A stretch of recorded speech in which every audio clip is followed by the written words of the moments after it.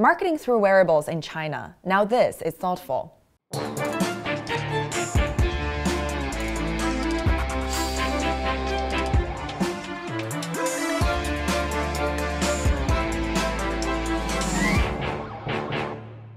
Hello, I'm Kitty Boo in Shanghai. The mobile industry has seen tremendous growth globally, with more than 3.6 billion individual mobile subscribers worldwide, accounting for nearly 7 billion mobile connections. Over half of these connections are in Asia, with more than 1 billion here in China alone. Mobile is connecting the world in ways never thought possible just a few years ago. The combined revenue derived from mobile devices, apps, services, marketing, and commerce will reach $3.1 trillion by 2017, according to Yankee Group forecasts. But advertisers are still trying to figure out the best way to engage consumers and generate sales through mobile devices. This week on Thoughtful China, our experts, Leland Lai, Ming You, and David Li will take a close look at one fast-growing area in mobile marketing: wearable devices that give advertisers an opportunity to reach and influence users in new ways. And Elwin Wang Gray-Ling will share a thought or two about mobile marketing trends taking off in China in 2014. But first with us in the studio today is Joshua Ma, founder and CEO of mobile marketing specialist Madhouse. Joshua, thanks for coming in today. Let's start off by looking at what you see as some of the top 2 or 3 trends in mobile marketing today. Okay. I think not only in China, I think globally this year, 2014, you will see brand advertisers start to spend a lot more heavily on mobile, especially on mobile video and native ads. I think thanks for the smartphone users penetration, especially in China, is already over 500 million, half billion users. I think with the experience learned from all the, not only the advertisers, agencies and networks and the publisher side players together, I think 2014 will be another great year for mobile marketing. Great. Well, let's talk revenue. McKinsey estimates mobile's percentage of total ad spending in China was just 1% in 2012, and that number will be 3% in 2014. At the same time, China, as you mentioned, has over 500 million mobile users, and 80% of them access web through their mobile phone device. What happened here? Why are advertisers doing more about mobile marketing? What's stopping them? I think all the new media, emerging new media, like social, like a couple of years back, online video, or internet itself. I think, not only in China, I mean globally, all experience similar things, Otherwise, all advertisers should spend over 50% of their budget, marketing budget, on mobile and internet. And they're not doing that. It's not the case in Japan or even in America. I think that need a bit more time, and the measurement, the standards need to follow that, need to support that as well. However, as an entrepreneur, I think, or the player, I think we have witnessed the evolution and the advertiser adoption of mobile media and spending, etc. I think that's painful a bit to a company, mobile ad platform company like Madhouse, but we are still work in progress. We are on the way to there. Right now, mobile marketing just seems to be a token effort to me. Do you agree with that? And what caused that? I wouldn't say so. I wouldn't. Probably 3-5 years back, I might agree. But right now, I think, especially the multinational brands, especially the more advanced ones, I think they are not only seeing mobile as a new media, and thinking about how much budget they should spend. It's not only a new media for them, it's a new instant interactive device that half billion users in China are using it on a daily basis. So that's one, mobile is new media, interactive device that can actually enhance your campaigns and your engagement with users from outdoor to on-paid promotion to everything, using QR code, AR technology, or Siri-like voice interaction, etc. And more, I think quite a few of our partners, advertiser partners, they start to see mobile as an enterprise strategy. It's not just about sales marketing. With the mobile and the data, they track user behaviors. So start to optimize their operations from new product development to logistics, etc. I think that's mobile and mobile technology can really add value to our advertisers as enterprises. I remember a year or two ago, we had guests on the show, and also when I was speaking to them, people were saying, yes, the next year is going to be great. There will be more ad dollars spent on mobile marketing. I've been saying that for 8 years. Yeah, that's my question. What happened? Every year we have people saying the same thing. Yes, it's going to be a great year. We're optimistic. There'll be more ad dollar allocated to this area. But doesn't seem to be anything dramatic happening. The growth is like over 100% in China, right? And I think, every year people ask me, which year is a mobile year? My answer is always this year, if not next year. And I will say that again here. But definitely I think I can tell the difference, especially from the advertiser side or agencies. Probably starting from last year, very, very obvious that they see, when they pitch a new client, mobile become a very crucial piece of that presentation, the pitch. If you don't understand, or if the client thinks that you know nothing about mobile marketing, then you are not going to win. Even though they haven't spent enough money yet. The awareness is there, but the money is not there. I think they see the value of mobile. I think people, and especially advertisers, start to see, because they are, and especially today's audience here, everyone, ask yourself how much time you spend on the little screen every day. And if you are advertisers, you should spend equal percentage of your marketing budget engaging with those users on that little screen. I think years back, people called this little screen the fifth media, the third screen media. I think more and more people are going to agree with me that mobile screen is the first screen. Any other screen is the extension of this one, including the TV screen in your living room, laptop, pad, etc. And that's the future, and it's gonna come pretty soon. Sorry to interrupt you, but if you're saying brands are realizing the importance of mobile marketing more and more, and you see that every single year, how come they're not willing to throw some money in there? Sorry, I can't let you off the hook too easily. Walk me through. If it's important, if you see this shocking number, so many people are using it, and then this is a huge opportunity, why not give it some money? It's so sad, it's 1%. I think 3%. I want to be a bit more fair about this. Not only, the user is there, they consume a lot of mobile media every day. I think the infrastructure is very important for advertiser, as I mentioned, the measurement guidelines, the ad standards, and the number of qualified partners, mobile marketing partners there in the market for them is equally important as well. I think it's not just advertisers, they are not willing, or they don't want to. I think I heard that more and more, they want to do more, spend more. And definitely, if you haven't got a solution, call me. So how much do you think they're going to spend this year? I think for the multinational brands in China, which they have been doing a bit on mobile, I think this year's growth is definitely could be 150% to 200%. And the additional one will be more on the mobile video and mobile native ads spending. And I think that's pretty good. Thanks, Joshua, for joining us today. My pleasure. Thank you. Let's take a quick break to hear from our sponsor, and then we'll hear a thought or two from Alvin Wong Gray Ling about trends to look out for this year in mobile marketing.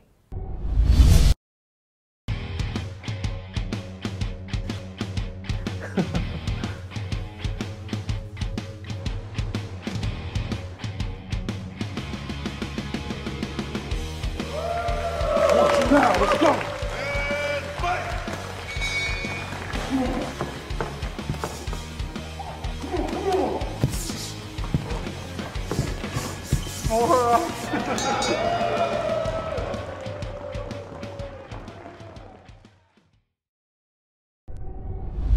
So 2014 is going to be an especially interesting year for the mobile industry. Apple is finally releasing its first set of innovative products since Jobs departed.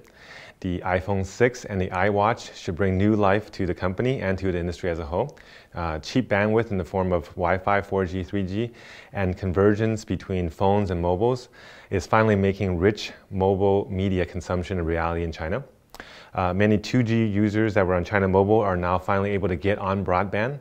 Users, because of this, are much more comfortable now watching full-length TV series and shows on their phones and tablets, giving us a lot more marketing opportunities. Wearables are clearly a trend globally and will finally start to gain mass adoption beyond the early adopters and sports enthusiasts of the last couple of years. So almost every company in mobile right now is working to release product that can be worn on your bodies. Fitness bands, smart watches, smart glasses, smart rings, smart clothes, and all of these are connected devices that communicate with your phone and with each other. These devices will give marketers reach and influence in new ways to all of these users. So it gives us a chance to get really creative. Niche SMS offerings continue to gain traction and specific vertical applications, so focusing on usage for groups of users who are very mobile natives. So people who are focused on things like Instagram, Snapchat, Whisper, Firefly, and clones, and their clones are all doing quite well. I'm really not sure how these companies are going to actually monetize, but they're certainly getting a lot of buzz in the marketplace. So one of the final points is mass reliance on rich IM platforms as a primary communication and entertainment tool for users of all ages. So all of this is actually happening now. So email never really gained adoption in China. SMS volumes are way down the last couple of years, and Weibo is really losing its prior glory. So Chinese users are now addicted to WeChat or Weixin, and brands of all types are trying to find ways to leverage and reach their customers through this medium. So platform policies are changing all the time to adjust to the needs, and marketers are getting very creative in terms of how they use this platform. So it's certainly not going to be easy for marketers to keep up with all the changes that's happening, but it's going to be a fun-filled year, and I hope you enjoy the ride. Thanks, Alvin. We're in the studio now with Leland Lai, Managing Director at GSMA, Ming You, China Country Manager at YouGov, and David Li, co-founder of Xingchejian and Hacked Matter. Welcome to our studio. We just heard from Joshua Ma about how brands are not doing enough to use mobile phone as a tool for marketing. Do you agree with that? Yes, yeah. That's kind of a well-known view, I guess, yeah.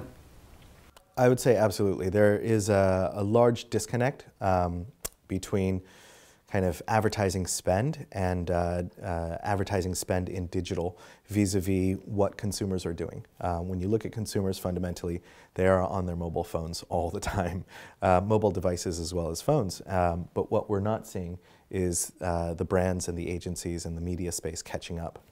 I think a lot of brands still trying to figure out how this space works.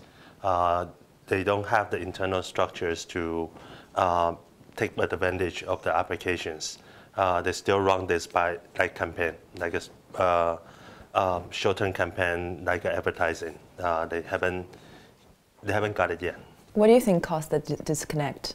I might have a slightly different view. I used to run an analytics business intelligence software company, and I think what might be missing in the supply, the value chain is heavy analytics to back up brand spending. To justify that. To justify, and also to know exactly how to target. Yeah, so. I would agree. I would say, mobile in particular has been kind of the case of the boy who cried wolf for so many years, right? I think the technology itself has been there. The application of the technology necessarily hasn't been clear-cut. And so now we're finally getting into the space where the hardware, the infrastructure, the software, as well as the engagement, the way people are using their mobile phones actually does justify looking at mobile and digital as a key component of any marketing communications advertisement. But I would agree. I mean, there haven't been traditionally ways to measure impact very well. But again, that is one of the great things about mobile and digital. It is measurable, and there are now clear-cut ways to be able to measure the impact, much more so than traditional media. Let's talk about a hot topic these days, the wearables. So people essentially wearing like devices that's connected to phone apps, using technologies like Bluetooth and Wi-Fi. What are some of the products that you see that has a great future, and what's your estimation for growth? I'd like to point out my first wearable device, which is just a Casio data bank. But you know, wearables are something that's really exciting for everybody. I think, you know, personally speaking, I like anything that allows me to get rid of other devices. So once there's a convergence of technologies that happens, and your mobile phone becomes your MP3 player, or your you know, your wallet, or your camera, video camera, you know, these things are very exciting. Anytime you can do away with wires, I think that's exciting as well. So personally, I've been investing behind digital devices that kind of capture moments and then allow me to share those moments. And I think there's a bright future. Give me an example. Wearables. So I just bought actually a Sony Action Cam. It's a small mini HD action video recorder, but it's now GPS linked. And it also links to your smartphone. So it can track where I'm going, the speed at which I'm traveling.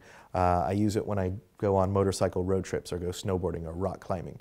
And then I can actually control it remote via my smartphone as well. So I can, you know, record, stop, pause, review, share and upload the content instantaneously, take snapshots. It actually is one of my cool favorite gadget toys right now. Yeah.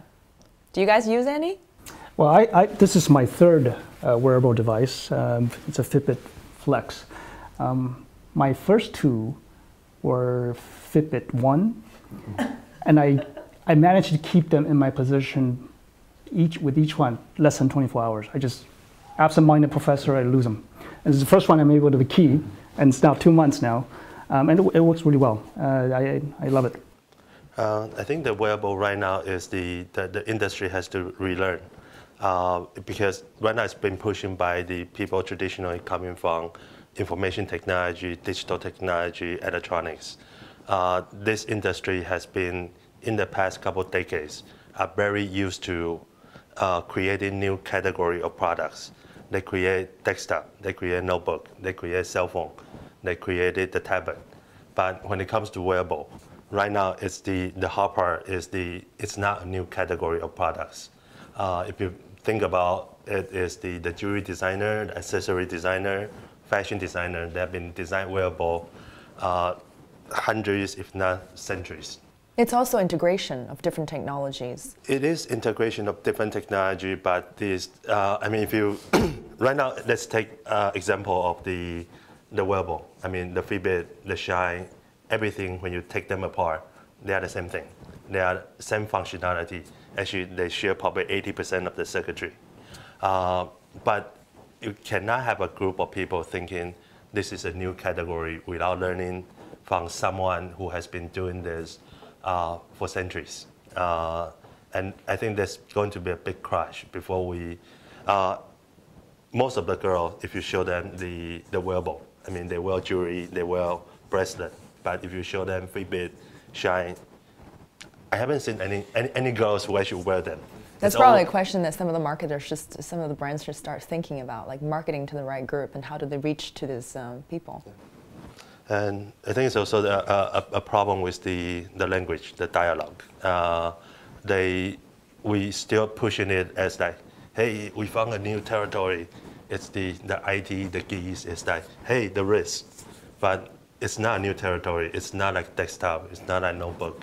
It's not like cell phone. They are all category. So you have to starting to have a dialogue with people who has been doing this for long times before we can see wearable going to an actual acceptance stage. That's a very interesting point, because I mean, at the end of the day, it's a device with functions, but then you have to make it desirable enough for people want to have that as a day-to-day, especially for women, for example. I know you invest in this kind of thing, you just mentioned. What about you guys? You see growth potential in wearable devices? But I think it's going to be a growth potential different from what we have been looking at modeling as an IT device.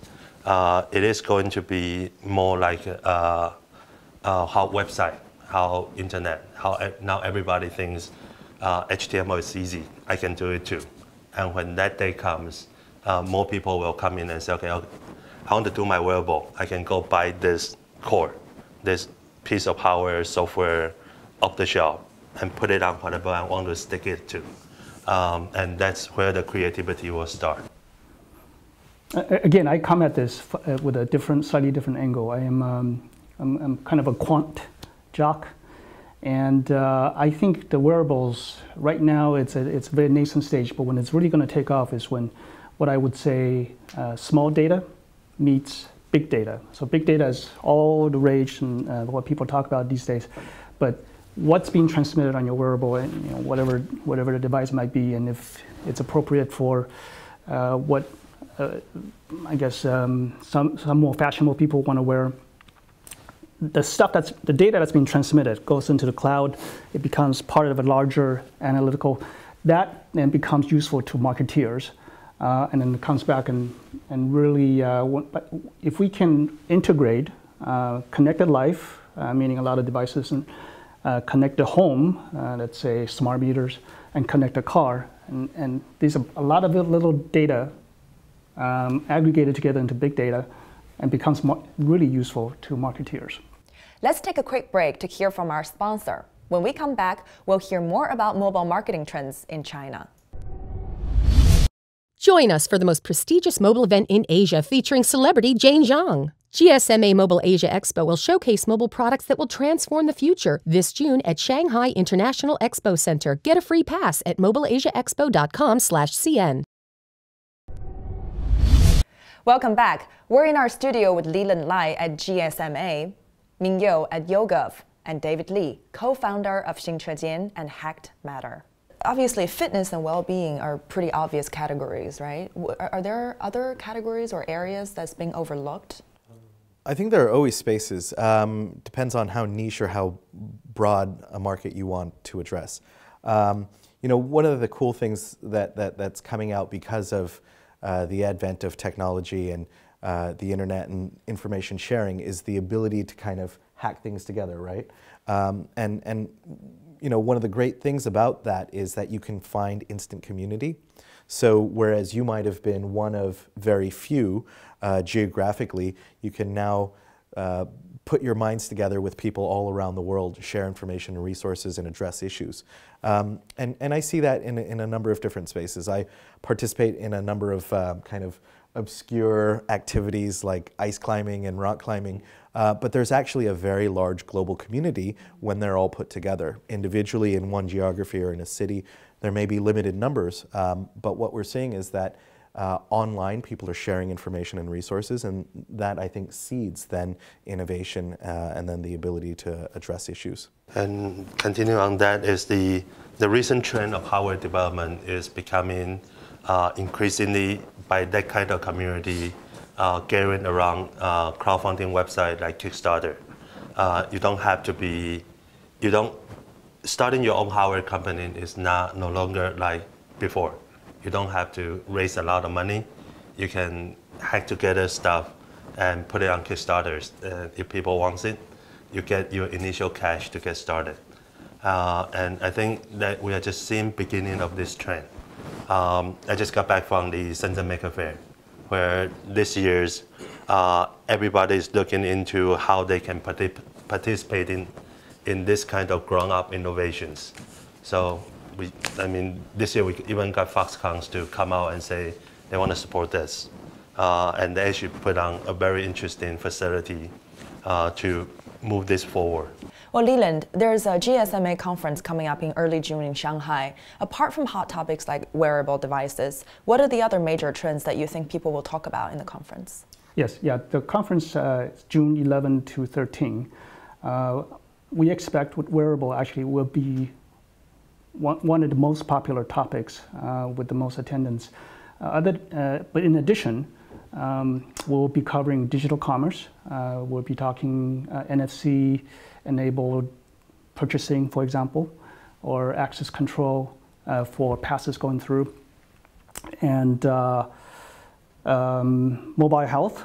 And we also have a connected city where we show what a future city might look like. So the topics are almost limitless. We sometimes have to compress down the number of topics we cover.